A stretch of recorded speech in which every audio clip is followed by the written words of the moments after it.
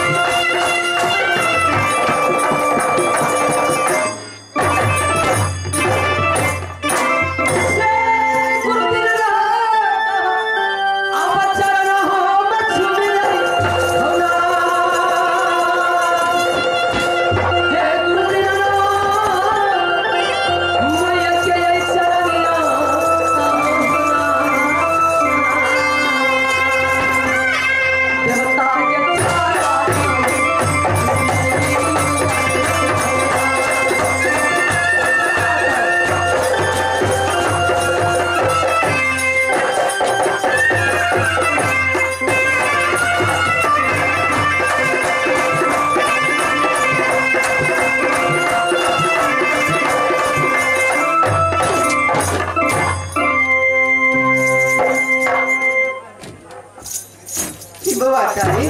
हाँ माता।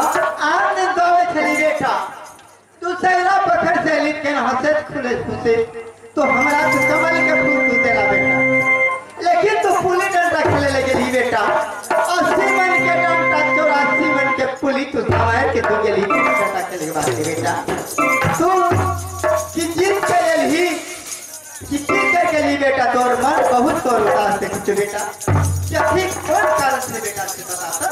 हे माता मैया एक सुन बेगर हे या पूरा गए हमारी माँ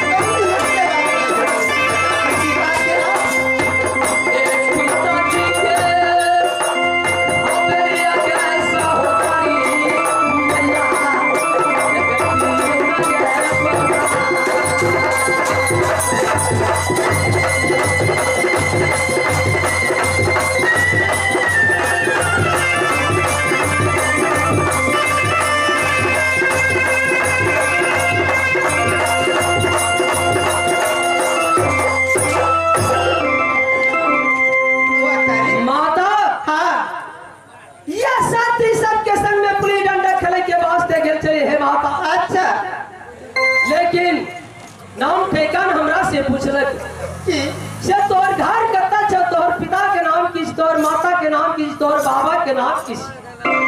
हे माँ सबके नाम तू बतेला, बाबा के नाम, दादी के नाम, माता के नाम, सबके नाम बता दिए, अपन नाम भी बता दे, लेकिन पिताजी के नाम नहीं बता सकले। हे माता त्या द्वारा लोग संसार के लोग ताना मार डाले छे। हे माता हमर पिता के नाम की छी और हमर पिता कहाँ ये छे। हे माँ से कई क्यों न सुनावा माता। छी बेटा तू पिता के नाम बुझ के तू की करबे बेटा, तू पिता के नाम नहीं बुझा बेटा।